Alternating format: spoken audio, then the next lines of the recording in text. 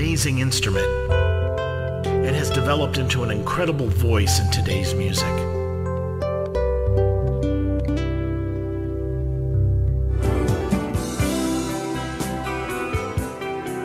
So many types of guitars, so many styles of playing, all sorts of gear. How does one make their voice be heard as a guitarist? My name is Jeff Floro, and welcome to All About Guitar, where we talk tone, we talk technique, we talk gear.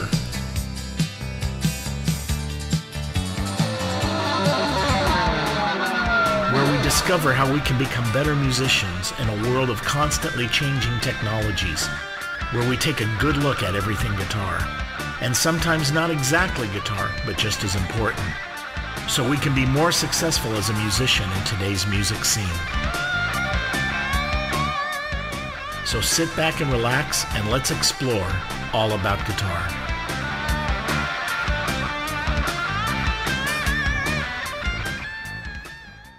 Good evening, everybody. Welcome to All About Guitar. It's great to have some very dear friends and great musicians back on the show. It's long overdue, but it's well worth it. I want to introduce Incendio. They've been on several times, and I've watched this group grow over the years, and their newest album, Summoning the Muse, just came out, and it's one of the best things I've heard.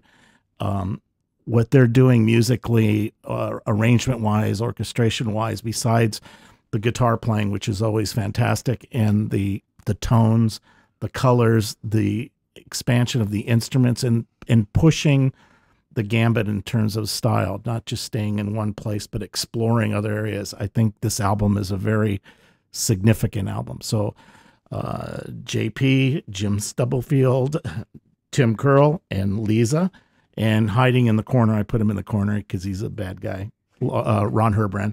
But anyway, welcome. It's really an honor to have you guys back, and it's just always great to see you guys. Thanks. Thank you. We're happy to be back. And it's good to have a private guard. Yeah, I have to have a bodyguard. No, I'm just kidding. Anyway, what I want to do is start out first the conception of this album. I want to kind of go through the steps from when you just started thinking about it, what the concept was, and then to the final completion. So, I think we would agree by probably the middle end of 2017, the three of us gave each other permission to really be melodic. The internal directive was to cut down on the solos, right? And all of us, everybody was coming at it from a different thing, but we gang tackled, like, that's what we want to do. Let's really concentrate on the melodies, make them solos maybe a little less shreddy and more melodic content, although we've always tried to have a lot of melodic content. Yeah, absolutely. And I think we all really wanted to have infectious grooves, things, because we do play a lot of festivals, and we wanted to have things people could really dance to. The original thought was to have just more of a dance and groove oriented thing, and do that over the arc of the CD. But I think, when things like Dog Mountain came up, or Blue Bolero, that lent themselves just so perfectly to the kind of treatment we wanted to do. You never know where the writing's going to go, and so that's what happened. But we gave ourselves permission to just write, yeah, and not try to stick within a certain genre that we've done before, but to just write. Well, yeah, the only thing I would add is I think the challenge is because we all have other projects we're also involved in. Liza and JP have a duo. They write a lot of music for television and other things. And then between the last original Incendio album of original music and this, I did 2 solo albums. So, of course, I have 20 songs that I wrote that were on my solo stuff. So, you start to, oh my gosh, when we started discussing this, we need you to write some songs, Jim. And I'm like, oh my gosh, I better, get some songs written. If I hadn't done those solo albums, of course, I would have had more material possibly. So, that's a challenge because we're involved with so many different projects at the same time. So, but I think we did have a directive where we definitely wanted to write music that I think we always want to, be a little different, release to release, and not keep doing the same album over and over again. I mean, it's 20 years this year The band decided to become a band in August of '99. Wow, 20 So years. it'll be 20 years in August that we decided to be a band. So 20 years later, I think we're like, okay, let's make this release sound different than Misterioso, which came out in 2000. And I think it does sound different than Misterioso. And I still love that album. So. And I would also add that the fact that we've had Tim now in the band for a number of years, and it's also a very groove-oriented color. We're going to talk about a little bit about his contribution, the drum grooves, and all that. But that also sparked going in a different direction. So we're like, okay, we'll write this stuff, and I think that the suppleness of the grooves that he has, we knew were going to work really, really well with this batch of songs, and then ended up being the case. So that is, a considerable element as well. All of that coming together in mid to late 2017. And really, since the beginning, we have always experimented with loops and electronics and not just being an acoustic band, but experimenting with different colors. And we just, really gave ourselves permission to just go for that. We did it a lot in Illumination, but we really did it for this one. And one also very conscious thing is we've become friends with so many guys in this genre, whether they happen to be Luis Villegas or Ben Woods or Johannes Lindstedt or all these. It's really become a nice circle of people. Those guys, a lot of them really have like fingerstyle and kind of flamenco and strummy chops, and that is something that this band it's never been the centerpiece of the writing for this. The people that we call on are as much Steely Dan or Rush or bringing in a whole pop element, for better or worse. I'm not saying we're better or worse than any of those people. I love the writing of a lot of the different peoples in this genre. Jesse Cook has a little bit of that pop thing too that he has infused in his writing, more so than some of the other guys out there. And so I think we really that's really where we want to go. I love the fact that people might consider that our stuff is as dense or as considered in the arrangements as somebody like a Steely Dan or Joni Mitchell. Well, that's what I was just telling Jeff before you got here, is that we are really pop songwriters. Yeah. We really are. We embrace a lot of world elements, but at the core of who we are, we're pop songwriters. Nobody ran off to India to play classical sitar and delve into that. Oh, man. I know. We're pop songwriters, and we embrace a lot of other elements, and we bring that in, as well as electronica and all the others. And that's what we did here.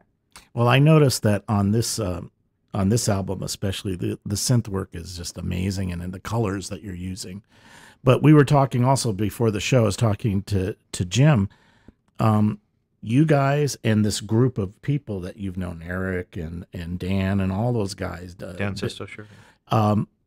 You guys have changed what I call gut string, and the reason I say that because there's more than one style. It's not just flamenco, it's not just classical, but you guys with your influences, rock music influences, have changed the genre, and it's a very viable and a very growing market of technique of playing. But the roots of it is from a rock roots instead of just a classical, like 30 years ago, everything was, basically everybody was listening to Segovia and they were playing all that stuff. You guys have totally changed the genre in a sense. Well, even earlier there was groups like PFM from Italy and groups that were touching on that, in the 70s. Well, not to the degree that progressive we are rock now, bands but had a classical influence. Steve Howe. Yeah. But he was taking a traditional, but he would throw in his little stuff that he was doing, like some of his hillbilly, his hillbilly country licks. That's what I love about that he did that stuff. But I also think, like I was telling somebody the other day, I said, if you think about the nylon string guitar, or as you call it, the gut string guitar, it really wasn't. If you go back to the origin, I mean, it wasn't an instrument that you would normally see in the same room with a drum set. It's technology that made it possible. Absolutely. The fact that you can plug it in and amplify it. So I was telling a fan the other day, I was saying, we're really just playing electric guitars that sound like nylon strings, but they've got a pickup in it, they've got a cutaway.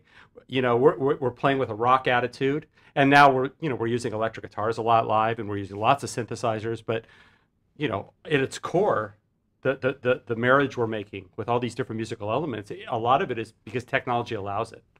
Because if you sat JP and I in a room with a couple nylon string guitars, no microphones, and had Tim on the drums, it wouldn't work. I think we needed to embrace the technology, as we talked about. Yeah. It's embracing the technology and using it in such a way that at the end of the day, it's all about a melody. You could dress it up however you want. I always say that was where I was coming from with the record. I said, if we write a good melody, then we can dress it up however we want. But if the melody's bad, it doesn't matter. Yeah, and I would say that's what we've done with all our CDs. All of us are really conscientious of writing a good melody, and we have been from the beginning. they're very melodic. Yeah, absolutely. Well, I'm going to actually play a piece I think you wrote, Rumba Poderosa. Rumba Poderosa. And this kind of explains a little bit of them experimenting with different instruments for colors. I noticed in the song, besides the traditional classical guitar, he's using electric guitar. He's using this. He asked me to bring this down, and also the synth. So I'm going to play this, and this gives you a feel of where they're going and what they're doing with this album, which is amazing. And also to notice the recording, it's very clean, and there's a lot of air, a lot of room in the mix. So here we go, Rumba Poderosa.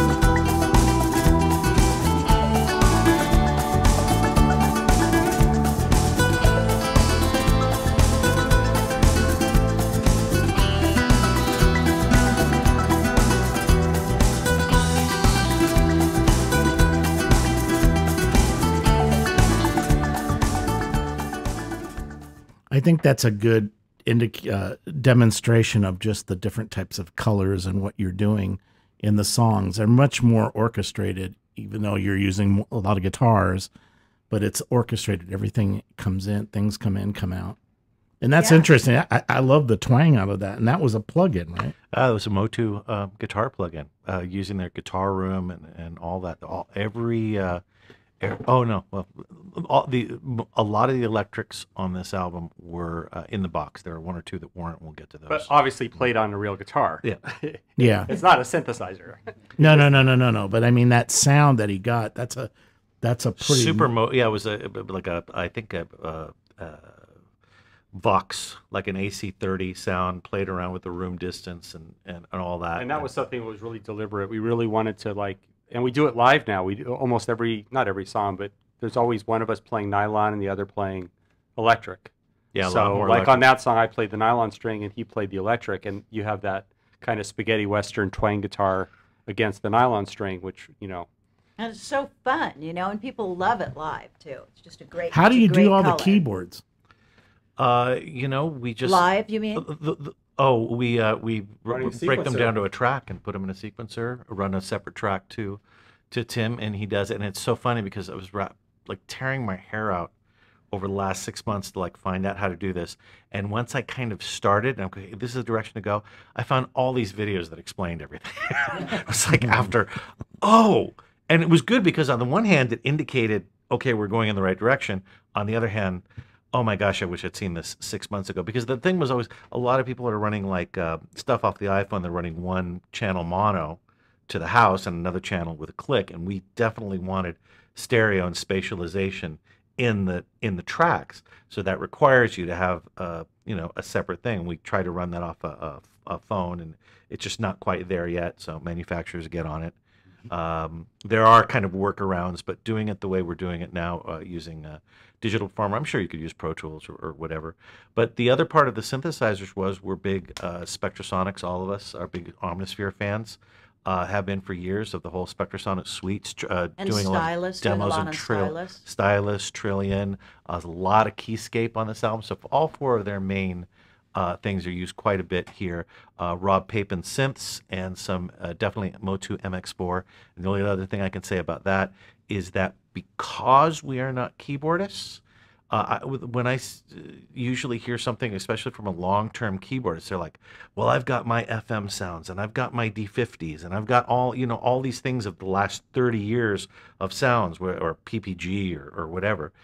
I tend to not like fluty sounds, and I tend to not like DX7 or FM synthesis kind of sounds. And love, like, I listen to George Duke or something really old and it's fat, like a Jan Hammer, and that sounds correct. So we will tend to lean. Yeah, there he is. He's wearing his The blue shirt. Moog. The Moog. And you have a different one though. You have something. I have an deep in the ARP. The ARP, right? Yeah, but art. And so we tend to lean towards some of those, use those sounds as colors, as opposed to something that maybe sounds a little more 80s. It's really interesting because the 80s have kind of come back, and you've got bands that are going, hey, Depeche Mode, I love, they did this, and that, or Duran Duran did this, and that relies on a certain body of synths.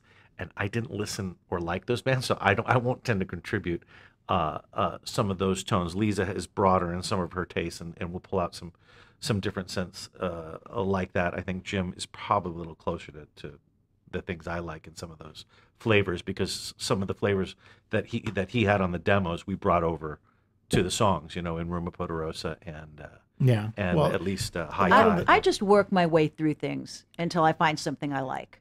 You know, I don't. I have some go-to things, but a lot of times I just go, I don't like this, I don't like that, and I just keep going through, and then it's like, yeah, that fits. And ladies and gentlemen, we're talking about like days. I've seen it 3 hours later. You're still working on the part. Yeah, I just haven't found the right sound. no, it's like that. It It's is like that. absolutely like that if you're trying to look for something that you haven't heard before. So. No, I noticed too, a lot of the synth stuff, I've said this before, and I think I've told you this years ago, was the one of the cool things about New Age music is there was a lot happening when it first came out with Windham Hill and stuff like that. There was some really happening synth stuff. People were really absolutely. doing cool pads and atmospheres. And a lot of what you do has that feel to it, a lot more than just the blatant, like, you know, jump, you know, Van Halen, which is basically a sawtooth. It's an Oberheim. Yeah. So, I mean, but you're getting these subtle, the very, like that synth that was on this last one, it's a very subtle type of a percussive type of sound. Almost like a plucked sound. Almost but like not some quite. Michael Oldfield and you know, just Tangerine Dream textures. You know. Arpeggiations. But with it works delays and it is gonna- blends in. And the overall mix, when you hear this in headphones or, you know, on a good stereo system, you can hear there's a lot of room and a lot of air. The mix is amazing. And, you know, we really worked at the mix. I mean, we always really work at the mix, and we always work to better the next mix. But we brought in another guy that we had worked with, Tim Sonnefeld. and he just really helped us a lot, do things that we had never done before, and he just really, really tightened it up and did that thing where each thing can really speak out. And, it was great. And this is Great. a good time to say too. I mean, as I said, Tim's sound is so amazing. He's an endorser of Thai. Did I say it right? Thai drums. Yeah. Yep, Thai drums. Oh, Thai drums. Spelled T-A-Y-E. There we go. and we had done some things with him before, and he always sounded great. He's like, you know, the drum tone could maybe be a little better, maybe on the album. Why don't you try this and this? And so Tim allowed us the mechanism to push it to the next level, which is using compression correctly, bussing everything out a bunch of ways, treating the toms in a certain way. So it was an extension of things we'd done before. There was nothing that was a shock, but the formal way of really getting it locked in was really a big leap for us. There was an interesting, I don't remember which cut it is, but there's a sound you're getting out of like your snare, and it sounds just like the Police. Ah, And it's a very ambient sound. I'll take that. It's my Stuart Copeland influence. And no, but it had that. There's a lot of different sounds. As you listen to the album, the snare sounds different on different songs. Well, Well, you used a yes. couple That's different something ones. that I was just sitting here thinking about, is talking about the process and everything. Playing this music live, I'm finding a lot of different challenges in that, with that, in that I feel like I can't just get by with one snare drum now for the for our life. I hear you. And it's something we're going to have to probably Address at some point. We Not need that I want roadies. to. Well, I think there's some fantastic triggering options and things like that Oh, we could yeah. go into. So Don't Yeah. even go there with me, my friend. We didn't bring this up, but now that you brought it up, everybody needs to go watch Jason Bonham play with Sammy Hagar on Howard Stern's show. I saw that. He played the newest Roland SP, the wine colored thing. Oh, they're amazing. Unbelievable. Yeah. Like what the things Right. and so I'm gonna have to talk to Tim when everything's really nice and good and see if there's any chance. So you just opened the floodgates, brother. Yeah. That's great. In the studio, I used Yeah. I think 3 different snare drums. The main Steve Jordan, right? That you usually the use, Yamaha Steve which is Jordan just signature. oh my god, what a great snare. I used a DW Craviotto drum, Mm-hmm.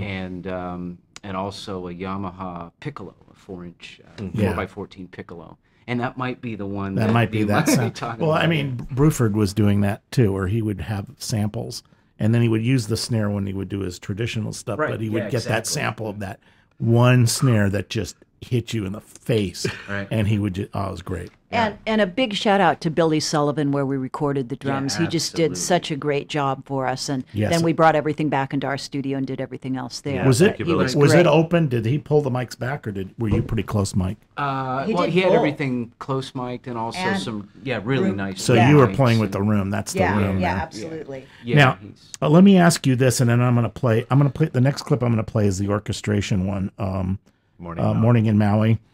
And what I wanted to ask you is, you guys are Motu. I presume that studio was Pro Tools. Brian Langsbard, who did the orchestrations for you, is Logic. How did you handle that? Because that's when you start importing stuff into different programs, was there any problems? No, it was just all WAV files. It's all WAV files, and it's all just doing the homework. We'll give somebody, we started at measure this, it needs to be that, and everything was different. Like for Billy, we know we're going to get raw drum tracks, so we know they need to start at this BPM. So as long as you do your homework, there's this BPM 2496, and just do your pre-production homework, it's fine. With Brian, he wanted to give us the image of how the whole thing sounded in stereo already. So when he gave us the first track, it was like, wow, this is really great. Push this up, and it's done. So he understands, what it's supposed to sound like, and he was matching to guitars that we had already recorded. So in that case, it was just getting a track that he had already that he had. So worked he on. just send you waves. Yeah, just he just waves. Yeah. There was not a lot of collaboration in terms of this. Oh, but Liza had written the. I did a basic orchestration that I wanted. that because had a when- lot of the parts that were in yeah, there. I had a lot of the parts. When we did Ledges Road, and it's a very popular song of ours, I just orchestrated it for viola and cello. And we just really loved that. So with Morning in Maui, we wanted to go to the next step. So I orchestrated it more, and we're like, let's get Brian. That's all Brian does is orchestration. So And he I fleshed just, it out so yeah. beautifully. And I think we sent him all separate parts too, so he could Yeah. kind of bring them in and out and change and do what he wanted. Yeah. and Well, so let me play the really clip will. so that people hear what he did. And this is, again, I'm just playing little snippets. The songs are much more evolved and they develop, but you get an idea what he's doing on there, because I love what he does with the strings, and he does like low horns, Yeah, which is a great. really cool sound. Here you go, Morning in Maui.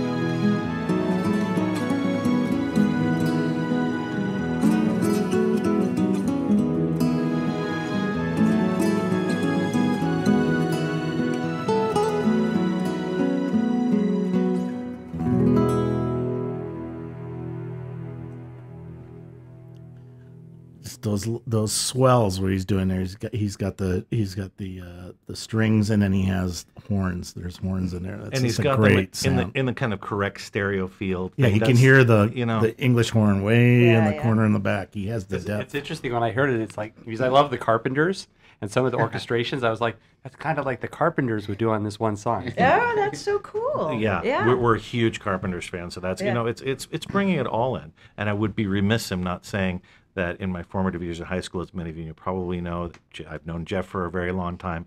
It's one thing if he's introducing me to like Lou Reed, Rock and Roll Animal, or Tower of Power, all of which he introduced me to. But I'm listening to all this stuff and rocking out. He's like, you should really check out Ralph Vaughan Williams. Like, what? What? So it all, in a sense, it really has all come full circle. So. Yeah, well, and also too, it's kind of a development too from your solo album, because you had some really cool string parts. Oh, I'm yes, spacing yeah. on the name. I'm sorry. Wait for the Spring. Yeah, that's it. Yeah. So, but it's that same type of thing where you have that bit. Now, who's playing guitar on this? Both JP and I are. Yeah, that's a great. It's one of the few. Ron was asking me. He thought he was trying to figure out who's playing what, and I said, "You do play a lot of guitar. People don't know that as much. That she is an accomplished. She studied guitar too. But that's a beautiful song, very lyrical. I mean, the melody is just really a lot of soul in it. We've been trying to Thank figure you. out a way for the three of us to do it live. So Yeah. that's another one that's in the works. How are your English horn chops? I'll start working on it. Well, you're just going to have to book venues where there's an orchestra there and just do it. Like the Moody Blues do. It's anyway. Let's take a look at. I'm going to change it up a little bit because there's so many different things that you guys are doing. This one's interesting. I'm going to play Limitless because it's got that. You had written in your notes a disco feel, and it's funny. It brings back memories hearing you play the bass where you're doing the octave. Oh, right. Doing that whole thing. But take a listen to this, and there's some cool stuff. And there's I have the ending where the guitar goes nuts, and we'll talk about that. Again, it's a whole different feel, but it's kind of cool. It's still Incendio, but it's like beyond it. So here's Limitless.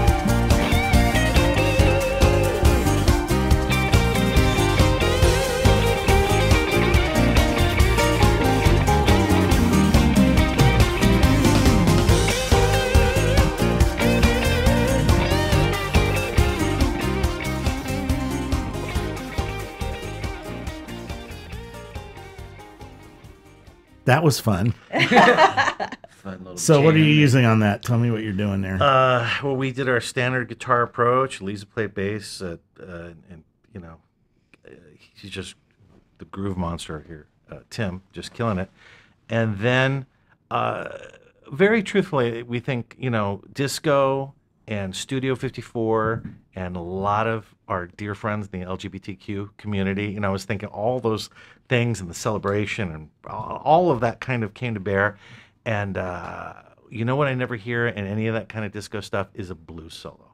And it absolutely came at the last. It was one of the last. That's it was one of the right, that's last right. things we thought. It was like, how can we undermine this even further and really, really screw it up? And so that was something else you turned me on to, and we talked about a very long time ago. Is which is now more popular, small amps, and that's the Power Sonic, the custom craft 1966 Power Sonic 2 6v6s, and the Strat. And I think it's blown out. I don't even think there's a distortion pedal on it. And so that's also part of the larger thing of going for older tones and all that. I mean, there's, and we're in the shred community. I'd say Jim is pretty firmly in the shred community. He has the chops to do it, the tone, the approach. He knows how to do that and does it live and does it on different albums. But the other part of it is to come from a a different perspective and not just have the ability to do that, but have the ability to put in a blues solo, or put in a more Cajun-y country solo, or put in all these different things. So once again, the blues thing was almost kind of undercutting the disco. So it's like, okay, let's do that because that's so weird. Let's try that. And I totally got that. That was like, this is cool. it's reversing Because yourself. I know on what he's saying. You know, Yeah. you're, which is fun. It was kind of fun to hear, especially your bass playing was superb. But it But was it like, so worked, the blues over yeah, that. it just It's like- worked. But it's like, like, yeah, what you is gotta that? you gotta rock it up. A Yeah. little bit. Now the snare, Yeah. it's an interesting sound. What snare were you using on that? That's the Jordan, the Steve Jordan signature. Okay, did he Yamaha. process that? Was there any process? Because it's a kind of an interesting sound. It's got like a It's- real mid-range. No, the one Yeah. thing I would say that we played with a little bit, we didn't play too much with the EQ, but we did play a lot with the pre-delay on this, so that it doesn't just come out into a wash of reverb. There's a little bit of a hit and then whoosh like that. So that's pretty much his tone and the consistency of his hit. That's really the thing. When you're going to pocket, it's got to be the same hit, but still have character. Still be able to speak and be dynamic. I'm going to play now Blue Bolero, which you told me about the piano part. Now, did you program that or you actually played that? I do good bitty piano, so I played it and then I just tweak it a little bit. It's not a fast, part. JP's playing down his piano playing. He's a really good piano player. He really is. I mean, I hear the piano and I just picture for a moment JP in a Ramada Inn in Schenectady, New York. It still may work out that way. one of the early gigs that we did, he came before he was even in the band when I was just playing with Jim. He came waltzing in with a brandy glass and sat down at a grand piano someplace. It was we at were a playing. hotel in Beverly Hills. I and think. just started playing along with us. We It were was doing like- concerto, and I was Yeah, like, that's "Oh, right. it's B minor. This is great." I did okay. No, Great. it just reminds me when in the Blues Brothers when they go to the Ramada Inn with the little candles and there's like two people there and they're just playing up a storm and there's like it's just. Again, that is what I'm shooting for. But anyway, this one, give me a little more back. So there's some interesting synth parts on here too. You're doing the guitars on this one. This is your tune, right? This is a song I wrote, and we were talking about different studios and stuff. What I did with this one is I mocked it up at my studio using stylus for the drum groove, which actually when the song kind of gets going, I don't think it's the same stylus groove, but they kind of use that same kind of thing. But yeah, I think I pretty much play all the nylon string melodic stuff on this, and JP does some like call and response stuff to it, and then the piano is him. But yeah, this is one I wrote in my studio, and then I think we transferred it over to you guys, or Dropboxed it, and then they went crazy with it. Yeah, it was an open palette to really put it in a more Spanish place. And another interesting thing is that there is a snare figure that is kind of delayed or something like that. So Tim is doing the straight ahead drums, and that is balanced against the snare loop that's happening from stylus. Oh, So okay. there was a lot of that in this album too, is balancing those two things so that they were complementary. And thankfully, he did a great job with it. All right, let's take a listen. This is Blue Bolero.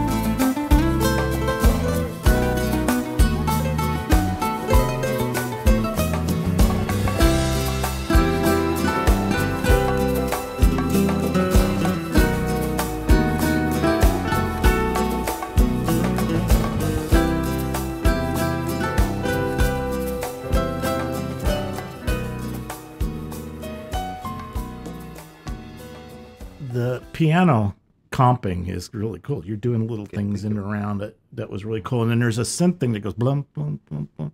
That's tricky to get those echoes to work because it's not on the beat. And idiomatically, what those guys did with and Tim and everything, like when I sent the song and then I heard that, all those idiomatic kind of things, it's just so perfect for what I was hoping would happen. It was just like it had that blooming kind of otherworldly sound, you know, with that E minor 6 kind of tonality. Yeah, that 6 is so. It's just so it just worked out great. And wouldn't have happened without Jim writing the song and just playing beautifully through the whole album. If you listen to Jim's always had great chops and we will play his ass off, but I think we all really honed in on really beautiful melodic playing, and his solo there is just so great in terms of. And I wanted to ask you, because I don't actually remember what you used on the majority of the album. If you remember? Actually, the whole album, I played my 2014 Jorge de Sofia. The JDZ. And okay. the reason being, because I have a couple GVRs, which I adore, but at the time, they weren't set up.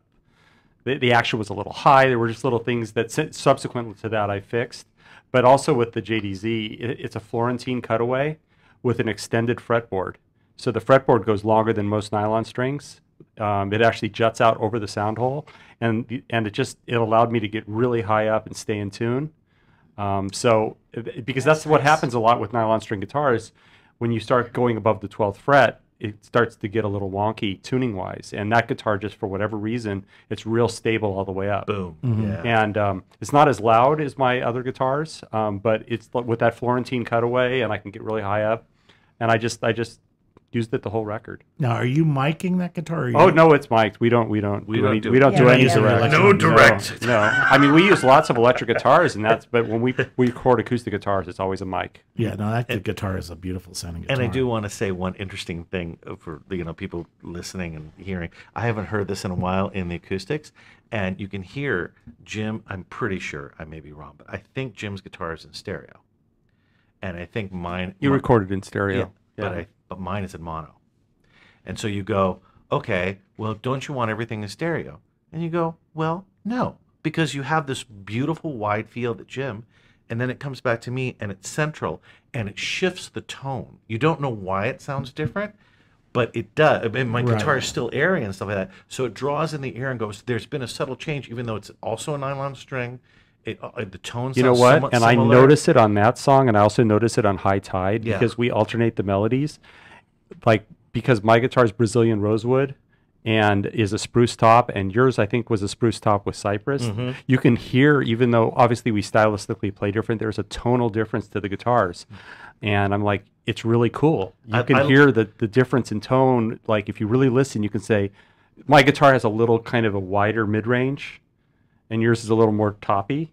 But it's, And that shift draws in the ear, as opposed to, okay, I got to try to match Jim's tone, or Jim's got to try to match my tone. It's that marked difference that allows you to move to a different part and wow, there's something really different. What did they do? Stereo to mono. Besides the two guitars and clearly two different approaches, there's also that. So but using that to I assume advantage. also, too, a lot of the guitars, like the rhythm guitar, that's mono, right? It's pushed to the side. One thing we almost always do is dual mono. Almost every. This might be single. This might be single mono. Because in general, when you do this big stereo spread, that's what helps give that big sound, and you can hear a difference when people don't do that big spread. It just sounds much smaller. Well, I would double like a rhythm guitar in recording and then pan them. Yes, hard left, hard that's right, it. and then you don't have to turn them up as much, and you hear them. When we do like a super strummy thing, it's usually dual mono. With the density of this particular album, some parts were very consciously left in mono because I think there's so much going on. Right. We don't have to do stereo. Right. Well, all right. I got to play this one. This one I really like a lot. This is fun. We were playing it in the car, and Ron was like, "Are those sampled or are those real brass?" I go, "That's real brass. There's no way you could do that with the samples, especially the phrasing." This is called "Don't Pretend."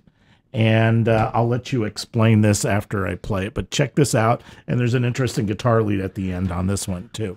So here we go. Don't Pretend.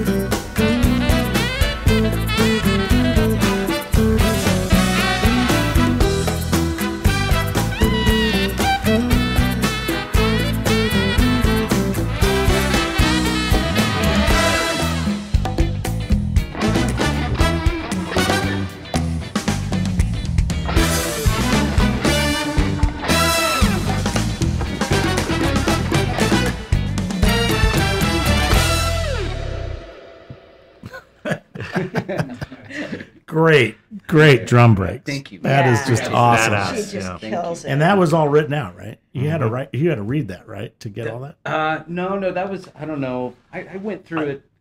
I went through it a few times. There were a few versions of that. I think that we. Yeah, the but breaks that were one- written, but he came up with Oh yeah, this. the breaks were written, but the stuff. You had Yeah, the, yeah, I think you He had the came up horn with the chart. fills. I think you were reading the horn chart. Yeah, And you yeah, knew what yeah. the horns were going to do. Oh, and you right, knew where right. the hits were. And you were like, Yeah. okay, so yeah. But Yeah, the amazing. fills were his Yeah, I just- ideas. Yeah, those Yeah, that was all him. Yeah, No, absolutely. it worked pretty, but those breaks, man, and then you at the end you're doubling up on the guitar. Yeah. So what were you using on that one? That was my May 69 Marshall Super Lead 100 watt. Thank you, Tawny Handle. With the Warmoth Strat, with Klon Centaur that I bought from Joe Bonamassa. He had one and was like, and he had mislabeled the price. I'm like, oh, it's that much. Okay. Today I'm a man, I'm going to buy this. And so we had the Klon Centaur going. And then I have a very, very dear friend who made me the gift of a Dan Electro chicken salad. It was a $25 pedal. And you may know who that was. It was you. So Jeff gave me a $25. You cannot get this pedal now. You can't find it because it was moddable, and people are doing mods to Well, them. and they you were can't- they were selling for like $30. Yeah. Nobody liked them, and they're basically a Univibe. Yeah. It was a Univibe, And, and it's and now you Can't get 'em. you can't get them. And so I just really Liza, God bless her, she must have worked with me for like 3 or 4 hours, just different amp combinations, the made in Mexico strat, all this kind of stuff, and then we came up with that combination. And after that, then it was 45 minutes of just sweating. I have it all on video. And it is little pieces, and they all sound good, but they weren't that solo. It's like getting that took a really, really long time. And then I wanted the feedback goes all the way to the end. We brought it back, and I was just sitting there. I know she's in the control. Goes, wow, he really caught it there because it was just like ah. You just and then got we it. and then we field Yeah. it back up. There was a bunch of takes till we got that perfect one that just sang. yeah, That was because great. it's all positioning of the amp and all this other stuff, and you can't. well, it's feedbacking it, and it's going a harmonic up, Yeah. Yeah. and that's hard to once you can get that sweet spot and the That's strat- exactly was like what because then you do the solo and then you have to move and then even if you move it doesn't catch, so Yeah. it caught. It's 'cause- not 'cause easy. I it's- usually get it with a wah to just boost the high end. yeah, But that's perfect. It just Yeah, just it- took off. that's It what we just were took looking off. for. But it was an interesting way you used the chicken salad. I didn't notice it as like a Univibe type thing. You had it a little faster. And now when we do the song live, Jim actually takes a solo and just plays the heck out of it. So come on down to check out those shows like July 6th coming up here. Well, in actually, NoHo. first of all, IncendioBand.com is the website. Check out this stuff, and we're almost out of time, and there's about 2 minutes in the Dog Mountain, which is going to take us out. Here's the album again. Some of the moves. It's available everywhere, right? Yeah. Yes, So you can get it. ask and- for it. yes, and Oh, and streaming, everywhere, Spotify. yeah, and you guys, how's Pandora. this doing on Spotify? Are you getting a lot of action on it now? You know what? I was just talking to Liza. Yeah, it's been added to a ton of playlists, like at least 15 curated playlists in about a week, which is it's hard to get on those lists. And Pandora, it's doing well on Pandora. A lot of times, a lot of these streaming services, it takes a while for them to get seeded, and this one seems to be getting good traction. I think it's such an eclectic release because you have the last song, "Don't Pretend," on the same album that you have "Morning in Maui." So you have this orchestrated nylon string on the same album. You have like this almost quasi Santana R&B song, but the streaming world we live in now allows it. We can be really crazy with our influences. Absolutely. And it's actually liberating because you can have on the same record songs that maybe in the past the label executive would say, you can't have that on the same album as this. It's too different. People don't buy records anymore. They buy songs. Yeah. Well, So they'll go, I like that song a lot. So they'll add that or they'll favorite it or whatever. So, but it gives us a chance to really stretch out. So, but also because the influence of the record labels it's gone. You can do what you want. Yeah. and this would never be allowed by an A&R guy. It's like, well, wait a minute. They would say, "Can you do more like the second song, like do a whole album of the second song, or why is the last song Amazon River Hoedown on there?" Yeah. Because we can, and you know what, people can download it or not. Yeah. And people like it. That's why. All right, what I'm going to do real quick is give dates. You guys are playing a lot. You guys are working a lot. We're going to be at this coming Saturday at Culver City as a guitar trio at Boulevard Music. Then Spagattini full quartet show on 622 Boulevard Music, 629 Saturday at Spagattini, which is almost sold out in Seal Beach. Then Saturday, July 6th, we are at NoHo, not far from here, North Hollywood Summer Concerts near the Amelia Earhart Library. Then right after that in succession, we have a summer show in Glendale. We are going to have a summer show in Pomona in August, and then 2 weeks on the East Coast. All the information there is at incendioband.com, including shows at the National Gallery of Art in Washington, D.C., the Mock Chunk Opera House, which we love going out there, to Jim Thorpe, Pennsylvania. And we'll be in Chicago as well. We'll be at least 2 shows at Chicago Botanic Garden, Deerfield Summer Concerts, and then We'll be in Colorado. Wisconsin, the studio with great studio winery in Lake Geneva, and then Stevens Point up north of Madison, then back to 2 shows in Colorado and Monument in Colorado Springs, and Pine Mountain Guitar Festival. All a bunch of stuff coming up. So incendioband.com, you can hear, and they're also on Facebook. They post a lot what they're doing, so you can keep track of what's happening and see them when they come to your town. Thank you guys for coming on. This is a great album. I really hope this gets nominated, because this is a well-engineered album. This is really extraordinary. Thank you. Besides the music, too. And a big shout out to Michael Page for doing our artwork, too. He's the one that branded us and did 6 of our CDs, and he came back and did this one, too. It's just amazing. Yeah, this is a great cover, and I used it for the promo card for the... It's a great... It looks like we're coming out of the Stardate or something. But yeah, no, this is really, really good. But I thank you, and I really think this album is... Check it out. It's really interesting what they're doing.